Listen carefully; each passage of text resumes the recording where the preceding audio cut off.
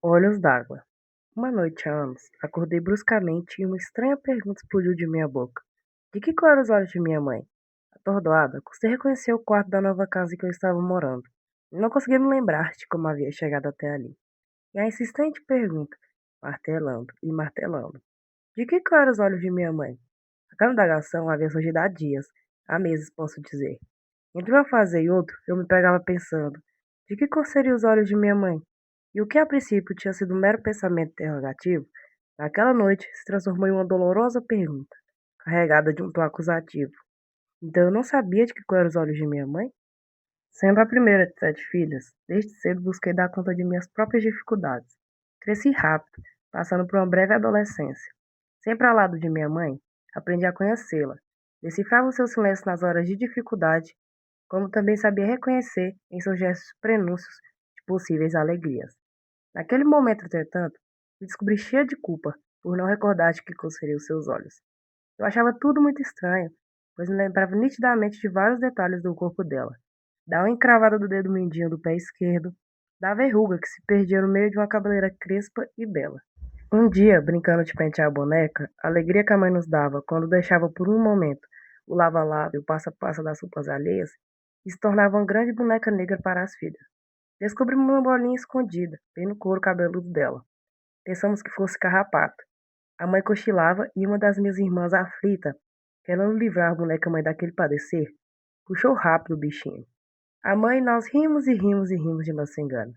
A mãe riu tanto das lágrimas escorrerem. Mas de que cor eram os olhos dela? Eu me lembrava também de algumas histórias de infância de minha mãe. Ela havia nascido em um lugar perdido no interior de Minas. Ali, as crianças andavam nuas, até bem grandinhas. As meninas, assim que os seus começavam a brotar, ganhavam roupa antes dos meninos. Às vezes, as histórias de minha infância confundiam-se com as próprias da infância de minha própria infância. Lembro-me de que muitas vezes, quando a mãe cozinhava, da panela subia cheiro algum. Era como se cozinhasse ali apenas o nosso desesperado desejo de alimento.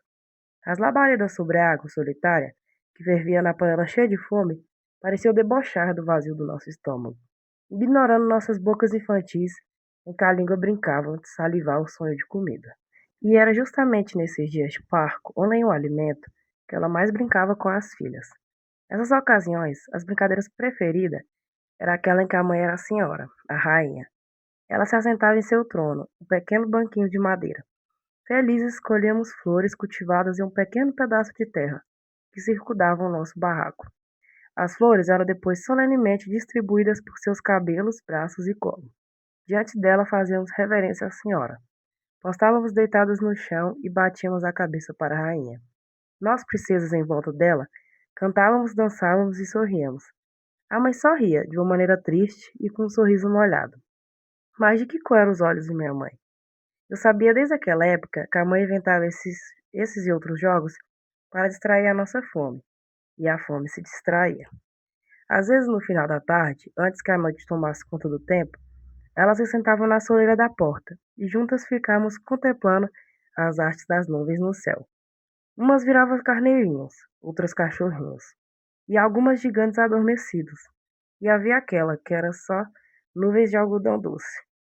A mãe então espichava o braço que ia até o céu, colhia aquela nuvem, repartia em pedacinhos e enfiava rápido na boca de cada uma de nós. Tudo tinha de ser muito rápido, antes que a nuvem derretesse e com ela nossos sonhos se esvazecessem também. Mas de que cor eram os olhos de minha mãe? Lembro-me ainda do temor de minha mãe nos dias de fortes chuvas. Em cima da cama, agarrada a nós, ela nos protegia com seu braço, e com os olhos alagados de pranto, balbuciava a reza da Santa Bárbara, temendo que o nosso frágil barraco desabasse sobre nós. E eu não sei se eu lamento o pranto de minha mãe, se o barulho de chuva, sei que tudo me causava a sensação de que a nossa casa balançava ao vento. Nesses momentos, os olhos de minha mãe se confundiam com os olhos da natureza. Chovia, chorava.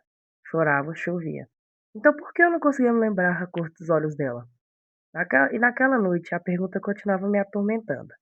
Havia anos que eu estava fora de minha cidade natal. Saíra de minha casa em busca de melhor condição de vida, para mim e para minha família. Ela e minhas irmãs tinham ficado para trás, mas nunca esqueceram a minha mãe. Reconheci a importância dela na minha vida, não só dela, mas de minhas tias e todas as mulheres da minha família.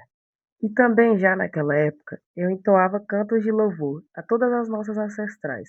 Desde a África, vinha arando a terra de vida com suas próprias mãos, palavras e sangue. Não, eu não esqueço as senhoras, nossas iabas, donas de tanta sabedoria.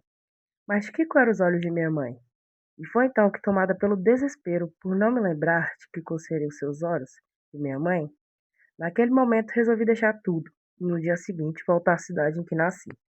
Precisava buscar o rosto de minha mãe, fixar o meu olhar no dela, para nunca mais esquecer a cor de seus olhos. Assim fiz, voltei aflita, mas satisfeita. Vivi a sensação de estar cumprindo um ritual em que a oferenda aos orixás devia ser a descoberta da cor dos olhos de minha mãe. E quando, após longos dias de viagem para chegar em minha terra, pude contemplar a extasiada os olhos de minha mãe. Sabem o que vi? Sabem o que vi? Vi só lágrimas e lágrimas. Entretanto, ela sorria feliz, mas eram tantas lágrimas que eu me perguntei se minha mãe tinha olhos ou rio caudoloso sobre a face. E só então compreendi. Minha mãe trazia serenamente em si águas correntezas.